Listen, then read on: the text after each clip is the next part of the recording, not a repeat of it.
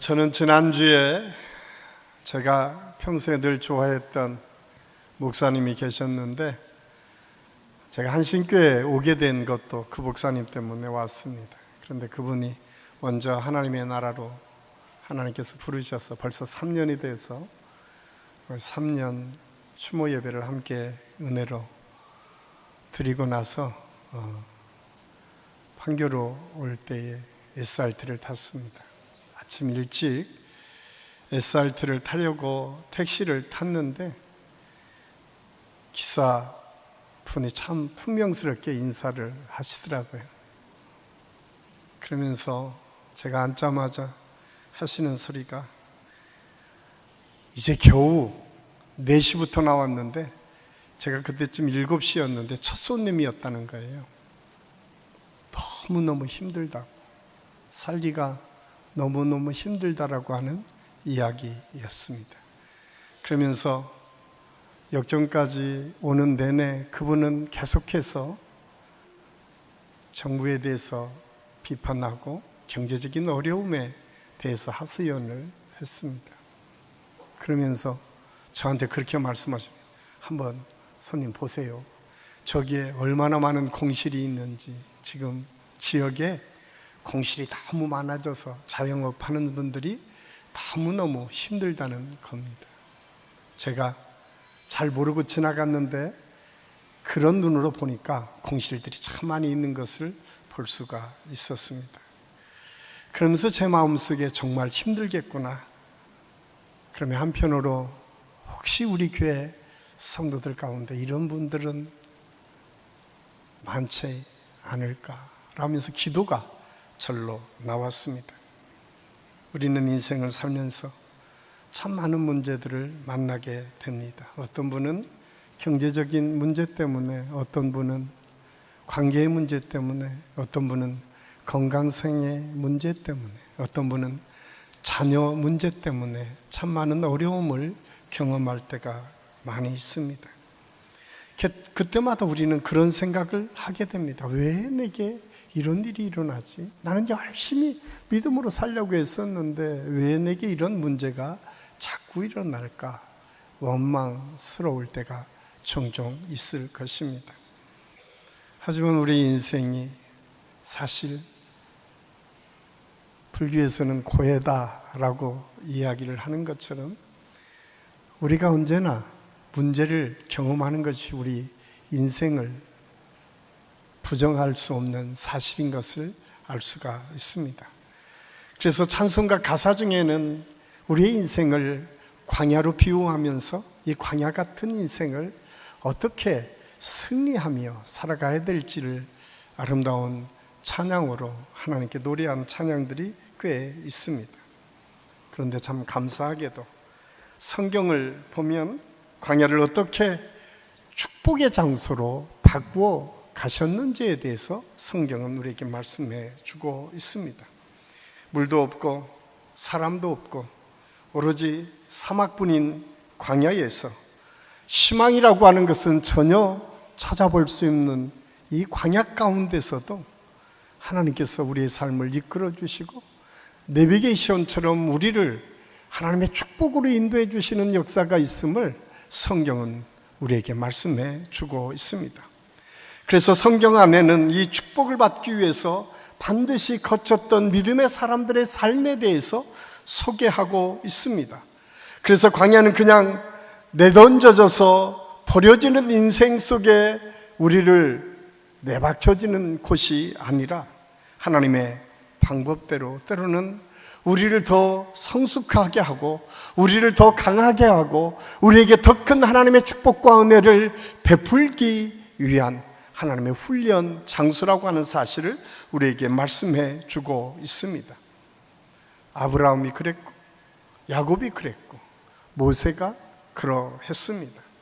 하나님께서 아브라함을 부르시고 동서남북을 바라보라, 내가 밟는 땅을 다 내게 주겠다고 약속한 아브라함, 그 약속을 붙잡고 험난한 광야지만 하나님을 향해서 믿음으로 뚜벅뚜벅 걸어갔던 아브라함, 그 일생을 하나님께서 믿음의 조상으로 지금까지 기억되는 하나님의 축복의 사람으로 구별해 주셨음을 성경은 우리에게 말씀해 주고 있습니다. 그 형 에서를 속여서 아버지로부터 장자권을 부여받은 야곱, 그러나 그 형을 피해서 광야로 도망 나오게 됩니다. 그는 외삼촌 라반의 집을 찾으며 광야를 지날 때에 하나님께 버림받은 것 같은 느낌을 받았을 것입니다. 그런데 그곳에서 그는 하나님을 만나게 됩니다. 하나님을 향해 부르짖었을 때 여기 있다 응답하시는 하나님을 만나게 되고, 야곱은 가는 곳곳마다 힘들고 어려울 때마다 하나님을 찾고 구했음을 성경은 우리에게 말씀해 주고 있습니다. 야복강가에서 마지막 그 형 에서를 만날 그때도 새벽 미명까지 하나님을 부르짖어 기도했을 때에 야곱의 기도를 들으시고 화해를 이루시는 극적인 역사를 하나님께서는 야곱을 통해서 보여주셨습니다. 그리고 그 야곱이 이스라엘의 12지파를 이루는 민족의 아버지로 그를 세워주셨음을 성경은 우리에게 말씀해 주고 있습니다. 모세는 어떻습니까? 애굽 왕자로 살았던 그가 미디안 광야로 도망가서 40년을 살았습니다. 그러던 어느 날 하나님께서 그를 부르시고 하나님께서 약속하신 가나안 땅에 이스라엘 백성들을 이끌기 위한 위대한 민족의 지도자로 모세를 세우시고 이끌어 주셨음을 성경은 우리에게 말씀해 주고 있습니다. 그렇게 하나님을 만난 장소가 광야였습니다. 우리가 잘 아는 사도 바울, 그는 초대교회의 역사를 이루는 귀한 하나님의 사역을 감당했던 이방인의 사도로서 이방인의 선교의 첫걸음을 연 위대한 하나님의 역사를 이루는 믿음의 사람이었습니다. 그가 그렇게 하나님의 역사를 이룰 수 있는 위대한 능력의 소유자가 될 수 있었던 것이 무엇입니까? 그가 다메섹에서 예수 그리스도를 만나고 그는 아라비아 광야에서 3년 동안 훈련받으며 하나님과 깊은 영적인 훈련을 통해서 하나님의 나라가, 하나님의 세계가 어떻게 이 땅에서 이루어져야 될지를 배우고 그렇게 하나님의 사역을 감당했음을 성경은 우리에게 말씀해 주고 있습니다. 그런 의미에서 광야는 단순한 사막이 아니고 단순한 들이 아닙니다. 시험의 장소요, 훈련의 장소요, 하나님의 연달아는 과정을 통해서 놀라운 하나님의 축복을 경험할 수 있는 자리가 광야 훈련 장소라고 하는 사실을 알 수가 있습니다. 광야는 가장 험한 곳이지만 우리의 선생 되시고 우리의 지도자 되시고 인도자 되시는 하나님과 동행할 때에 하나님의 끊임없는 돌보심을 느끼고 체험할 수 있는 장소이고, 그 하나님의 능력이 얼마나 위대하고 큰지를 깨닫는 장소이기도 합니다. 또한 그 장소는 우리 인간이 얼마나 연약한 존재인지, 얼마나 무능력한 존재인지를 철저하게 깨닫는 곳이 광야이기도 합니다. 그래서 광야는 하나님께서 하나님의 사람들을 훈련시키는 장소였습니다. 그러나 세상에 재미있는 훈련이 어디 있겠습니까? 아마 지금 매일매일 우리는 TV를 통해서 아시안게임을 보고 아시안게임에서 우리 한국 대표들이 참 많은 메달을 따고 기뻐하는 모습들을 봅니다. 그들이 기뻐할 수 있었던 이유가 무엇일까요? 그들이 남들이 보지 못하는 그런 기간 동안 얼마나 많은 노력을 했을까요? 얼마나 많은 훈련의 기간이 있었을까요? 그 훈련의 기간을 통해서 경기자의 좋은 성과를 냈을 때 그들은 그 메달을 걸 때마다 그 지나온 훈련을 돌아보며 감격하고 있는 것을 볼 수가 있습니다. 하나님의 훈련도 마찬가지입니다. 하나님께서는 우리를 훈련하신 이유는 우리를 영화롭게 하기 위해서, 우리가 이 세상에 승리하는 믿음의 삶을 살게 하기 위한 하나님의 계획이고 섭리라고 하는 사실을 알 수가 있습니다. 이스라엘 백성들의 광야 수업, 그 수업은 430년 동안 이스라엘 백성들이 애굽에 종살이하는 것으로부터 시작된 것을 볼 수가 있습니다. 우리나라 36년간의 일제강점기도 얼마나 많은 아픔과 고통을 우리 민족에 주었는지를 우리는 너무도 잘 압니다. 그런데 430년을 애굽에 종살이 했다면 얼마나 힘들고 어려웠겠습니까? 그 힘들고 어려웠던 이스라엘 백성들을 하나님께서 모세를 통해서 그 애굽에서 탈출하게 해주시고, 하나님의 주신 은혜를 통해서 홍해를 갈라 건너시고 40년 동안 광야 훈련을 통해서 마침내 가나안 땅까지 들어가도록 인도해 주셨음을 알 수가 있습니다. 그런데 성경에 보면 그 430년의 그 긴 역사를 마감하는 그 순간, 하나님께서 처음 아브라함과 이삭과 야곱에게 약속했던 대로 바로 광야로 보내는 것이 아니라 가나안에 들여보냈으면 얼마나 좋았겠습니까? 그런데 안타깝게도 하나님께서 이스라엘 백성들을 보낸 것은 광야였음을 알 수가 있습니다. 왜 하나님께서는 광야로 이스라엘 백성들을 인도하신 것일까요? 오늘 우리가 읽은 신명기 8장 1절에서 3절까지 말씀은 광야로 인도하신 하나님의 이유가 무엇인지를 우리에게 가르쳐 주고 있습니다. 하나님께서 바로 가나안으로 인도하지 않으시고 40년 동안 광야 생활을 하신 이유가 무엇이었을까요? 오늘 그 이유를 성경은 이렇게 말씀합니다. 광야는 우리의 인생의 목적이 무엇인지 분명히 알게 하는 훈련장이었음을 말씀하고 있습니다. 우리는 일반적으로 광야의 40년을 이스라엘 백성들의 고된 고난의 역사로만 이해합니다. 그러나 성경은 광야를 통해서 아주 분명하게 이스라엘 백성들의 삶의 지향점이 어디를 향해야 되는지를 가르쳐 주셨다고 말씀하고 있습니다. 이스라엘 백성들의 최종 인생의 목표와 목적이 어디에 있는지를 아주 분명하게 가르쳐 주셨다라고 성경은 우리에게 말씀해 주고 있습니다. 출애굽기 1장에 보면 요셉을 통해 애굽에 정착한 이스라엘 백성들이 얼마나 힘든 생활을 애굽에서 지냈는지를 말씀하고 있습니다. 애굽 왕은 이스라엘 사람들이 많아진 것을 경계했습니다. 그래서 심지어 낳는 아들을 다 죽이라고 하는 명령까지 내리게 됩니다. 그 탄압과 그 억압 속에 이스라엘 백성들은 더 이상 견딜 수가 없어 하나님을 향해 부르짖기를 시작합니다. 출애굽기 2장 24절 말씀해 보면 하나님이 그들의 고통을 들으시고 하나님이 아브라함과 이삭과 야곱에게 세운 그 언약을 기억하셨다라고 성경은 말씀하고 있습니다. 하나님을 향해 탄원했던 이스라엘 백성들, 더 이상 여기에서 못 살겠습니다, 우리를 구원해 주십시오 기도했던 이스라엘 백성들의 기도를 들으셨던 하나님께서 그 고통의 부르짖음을 듣고 기억해내신 것이 하나님께서 그 조상 아브라함에게 약속하신 그 땅을 기억해내시고 그 땅에 인도해 주시기를 원하셨다라고 성경은 말씀하고 있습니다. 오늘 본문 1절 말씀에 이렇게 기록하고 있습니다.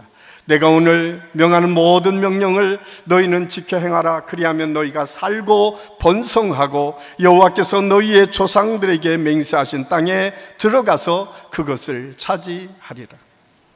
하나님은 이스라엘 백성들에게 살아갈 방법을 가르쳐 주시겠다고 말씀하십니다. 번성하는 축복과 은혜가 어떻게 이루어지는지를 가르쳐 주시겠다고 말씀하시고 있습니다. 그러면서 내가 너희에게 약속한 그 땅에 반드시 들어가도록 인도해 주시겠다고 말씀하고 있습니다. 그러면서 먼저 이스라엘 백성들에게 말씀합니다. 너희가 그 땅에 들어가기 위해서 필요한 것이 무엇인가? 그것은 하나님의 명령에 집중하라고 말씀하십니다.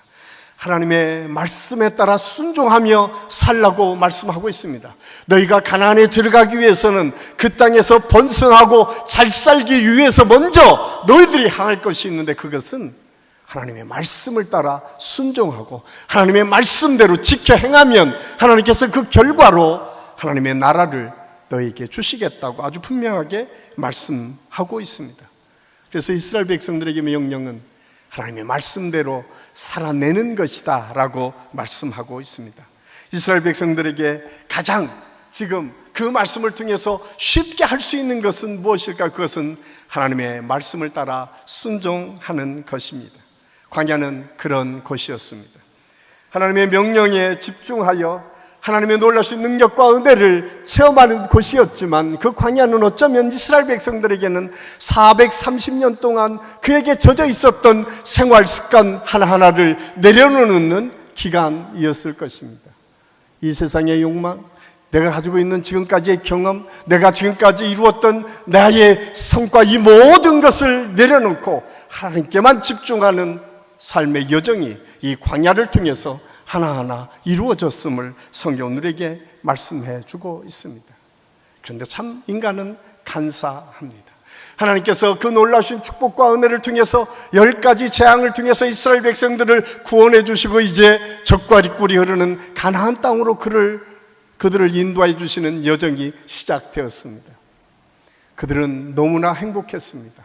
자기들이 지금까지 갖고 있었던 모든 것을 다 가지고, 그 짐승과 가지고 있었던 모든 것을 다 들고 나왔다고 성경은 기록하고 있습니다. 그런데 얼마 가지 않아서 바로의 마음이 바뀌고 그들을 쫓아오는 바로의 군대를 보게 됩니다. 그런데 문제는 그러자마자 이스라엘 백성들이 원망을 시작합니다. 우리가 죽을 것이 없어서 우리를 이곳에 매장시키려고, 하나님 우리를 이 애굽에서 탈출시키려고 하십니까?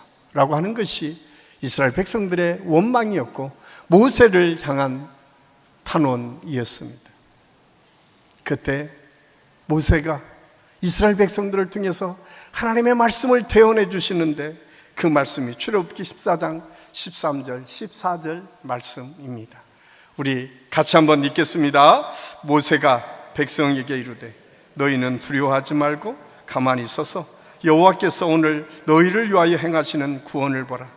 너희가 오늘 본 애굽 사람을 영원히 다시 보지 아니하리라. 여호와께서 너희를 위하여 싸우시리니 너희는 가만히 있을지니라. 아멘. 하나님께서 이스라엘 백성들을 향해서 말씀하십니다. 너희들은 가만히 있어. 내가 너희를 위해서 어떻게 싸우는지를 보아라. 그리고 하나님께서 모세를 시켜서 지팡이를 내리칠 때에 홍해가 갈라지는 기적 같은 하나님의 역사가 이루어졌음을 성경은 우리에게 말씀하고 있습니다. 힘들고 어려울 때에 그들을 공격하는 애굽 군대들이 쫓아오는 그 순간 하나님께 집중하고 하나님의 말씀에 집중하고 하나님의 뜻에 집중하라고 하나님께서는 말씀하고 있습니다. 오늘날 우리 믿음의 사람들이 때로는 힘들고 어려운 여러 가지 여정이 있을 수 있습니다. 전혀 예상하지 못하는 아픔과 고통이 우리에게 있을 수 있습니다. 그때 하나님께서 우리를 향해서 주시는 말씀이 무엇입니까? 너희는 가만히 있어. 내가 너희를 어떻게 이끌어 가시는지 보라고 하는, 하나님께 집중하라고 하는 이 말씀이 들려질 수 있기를 간절히 소원합니다. 꼭 기억하십시오. 하나님은 그냥 우리를 버려두지 않습니다. 하나님은 반드시 우리와 함께 하실 뿐만 아니라 하나님께서 길을 내셔서 하나님의 역사를 이루어 가시는 분이 저와 여러분의 하나님이시고, 오늘 이 예배를 받으시는 우리 하나님이신 것을 깨닫고, 우리 모든 성도들 가운데 힘들고 어려운 광야 시간을 지날 때마다 하나님께 집중함으로 그 하나님의 은혜와 축복을 누릴 수 있기를 예수님의 이름으로 간절히 축원합니다. 두 번째로 오늘 말씀을 통해서 우리에게 가르쳐 주시는 것은 광야 우리를 겸손하게 만드시는 하나님의 훈련장이라고 하는 사실을 우리에게 말씀해 주고 있습니다. 광야는 인간이 교만하지 않도록 하기 위한 하나님의 훈련 장소였습니다.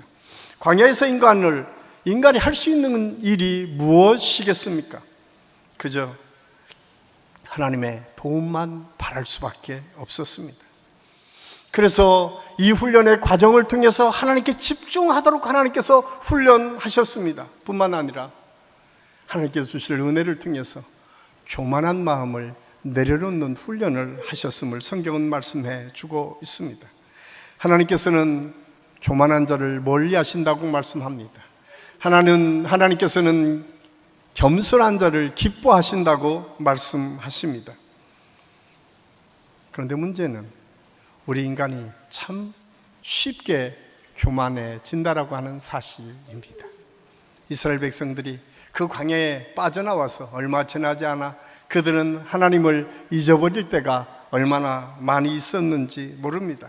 그래서 모세는 이스라엘 백성들을 향해서 인간의 그 속성이 우리 삶에 어떻게 나타나는지를 이렇게 설명하고 있습니다. 신명기 8장 14절 말절에 두려울건대 내 마음이 교만하여 내 하나님 여호와를 잊어버릴까 하노라.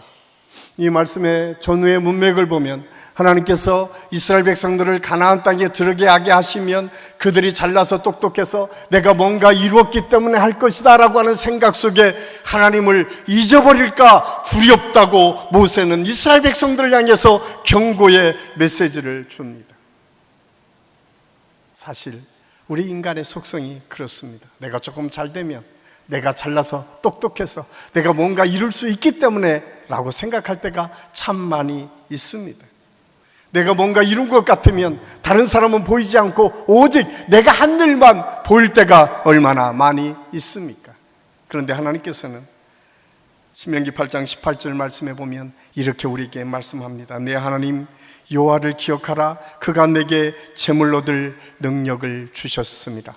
우리가 얻는 재물, 우리가 누리는 이 모든 능력도 하나님께서 능력을 베풀어 주셨기 때문에 가능했다라고 우리에게 말씀해 주고 있습니다. 그런데 우리는 그 능력이 내 능력과 내 힘으로 됐다고 자랑할까? 그래서 하나님을 잊어버릴까? 모세는 이스라엘 백성들이 그럴까 봐 두려웠다라고 말씀하고 있습니다. 사실 우리의 삶에 얼마나 자주 그런 일이 있을까요? 저는 우리 믿음의 사람들에게 이 고백은 언제나 경고의 메시지로 들릴 수 있어야 됩니다.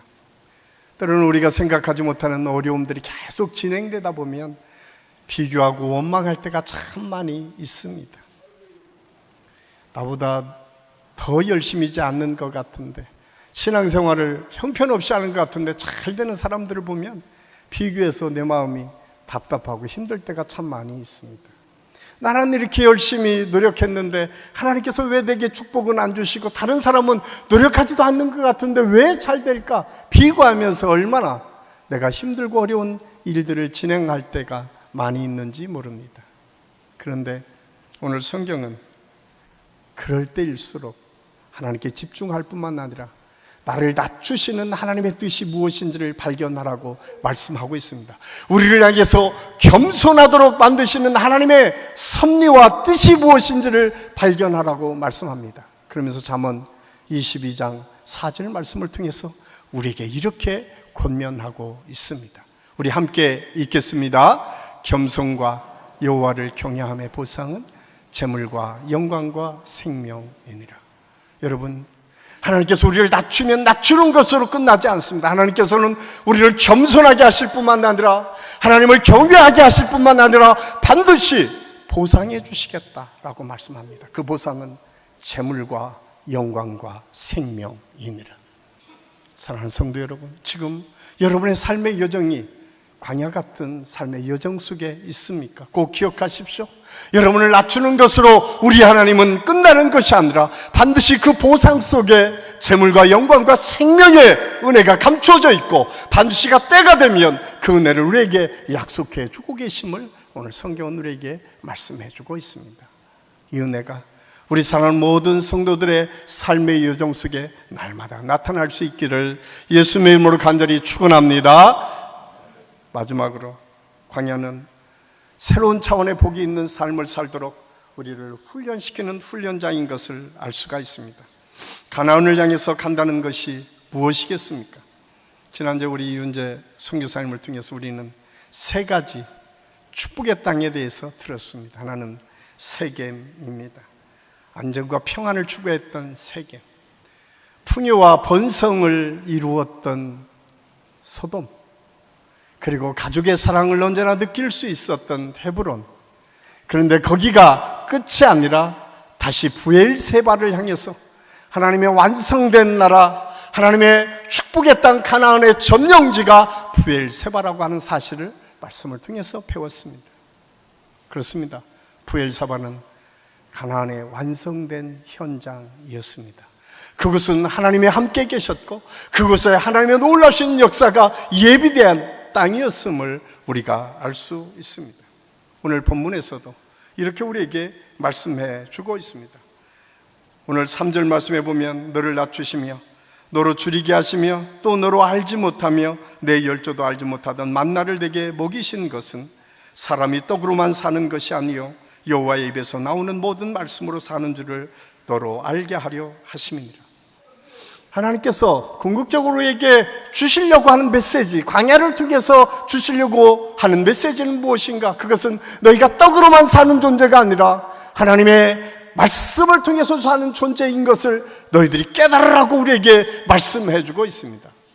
이 세계의 역사는 끊임없이 먹을 것을 더 많이 얻기 위한 싸움을 지금도 하고 있는 것을 발견하게 됩니다. 더 편안하게, 더 많은 것을, 더 좋은 것을 내가 가졌으면 좋겠다라고 하는 싸움이 계속 진행되고 있는 것을 볼 수가 있습니다.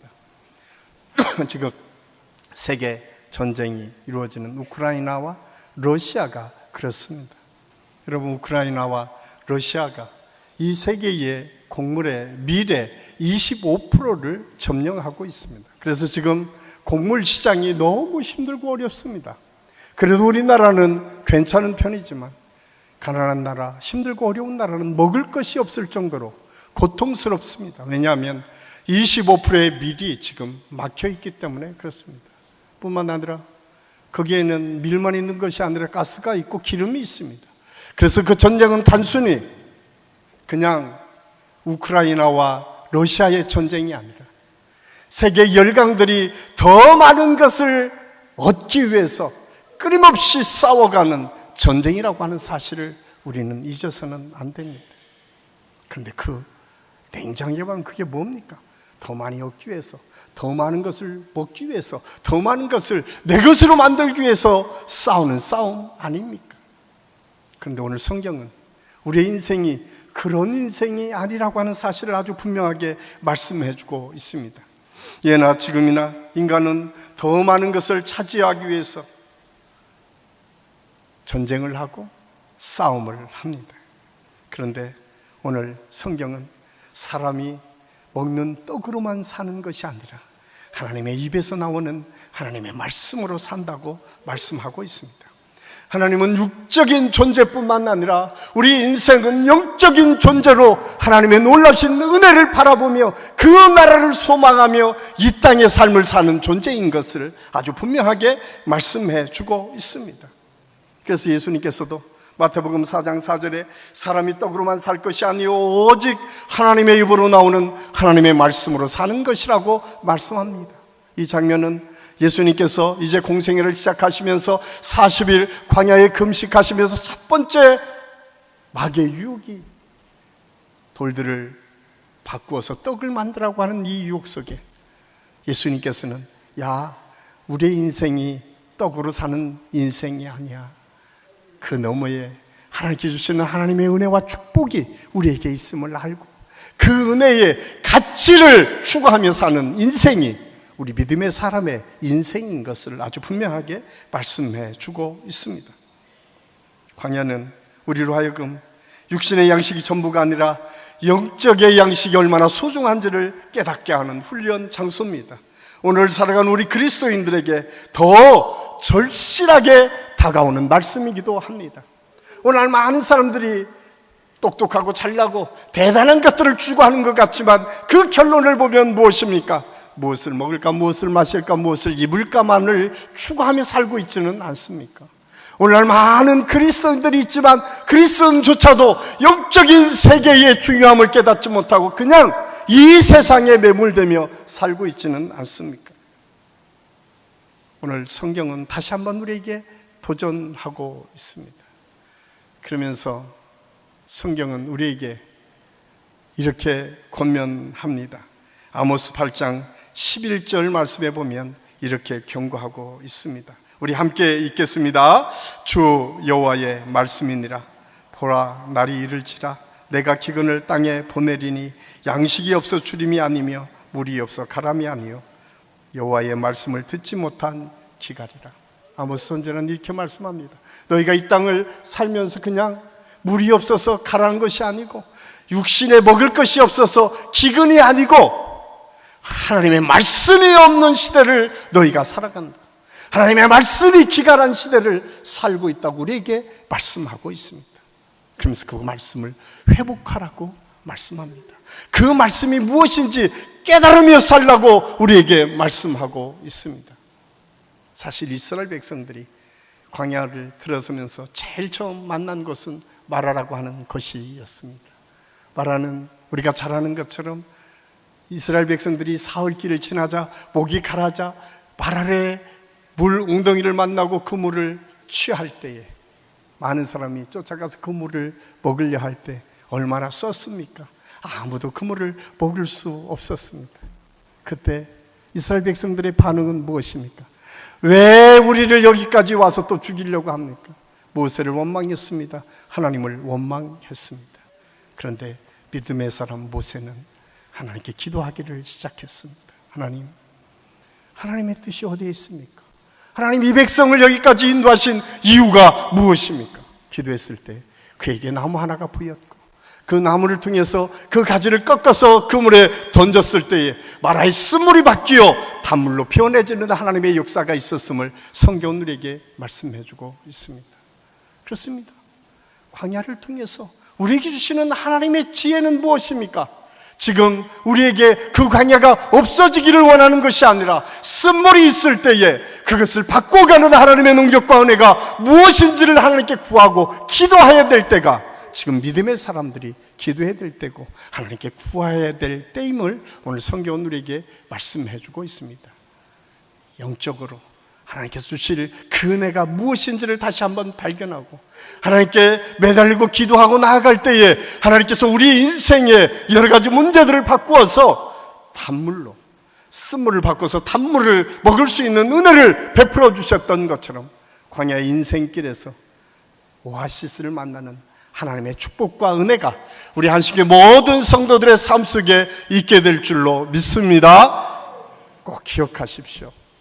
광야는 하나님께 집중하는 훈련의 과정이었습니다. 광야는 나를 낮추셔서 더 크신 하나님의 은혜를 바라보도록 하는 훈련의 장소였습니다.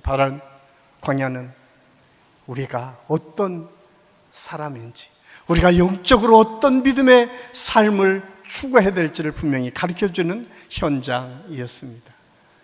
마라의 쓴물이 바뀌어 단물이 된 것처럼 저는 우리 한식교회 모든 성도들의 삶 속에 이 광야를 통해서 주시는 하나님의 은혜의 풍성함을 체험할 뿐만 아니라 여러분의 삶이 마라의 쓴물이 변하여 단물이 되는 것처럼 광야를 통해서 얻어지는 더 풍성한 은혜를 체험할 수 있기를 예수님의 이름으로 간절히 축원합니다. 기도하겠습니다. 아버지 하나님, 은혜를 감사합니다.